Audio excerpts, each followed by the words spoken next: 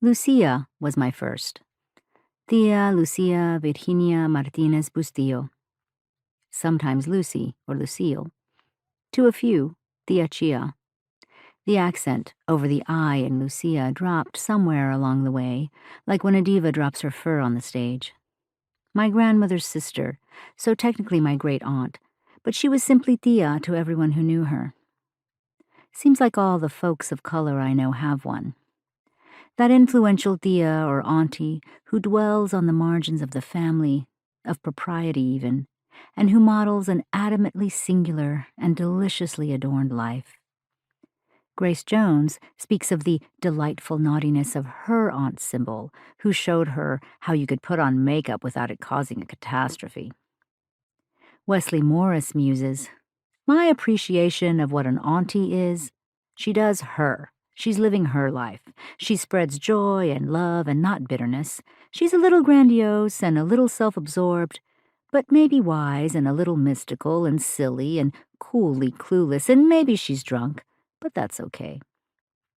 Auntie divas, or proto-prima donnas, who taught us to step out in style or to step out of line, who took our hand and guided it as we held the eyeliner.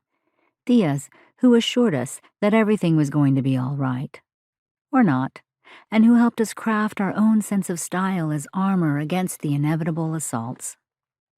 Tias who taught us how to cantilever ourselves across catastrophe, who introduced us to opera, or in my case, oysters. Tias who taught us not to fear the flesh, who made an art out of accessorizing it. Tía Lucia taught me how to fashion not just my body, but my life. For a diva like Tía Lucia, the most important act of creation was self-creation. She sent me hundreds of letters over the years. In each one, she narrates daily life with the keen understanding that she is in the starring role. Such flair and conviction and delight that she's nobody's co-star. Self-aggrandizement isn't necessary for the diva because she already knows that the self is grand.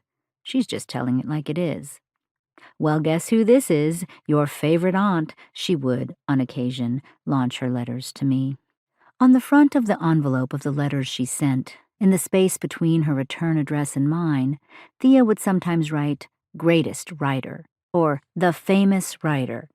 I never knew if she was referring to me or to herself.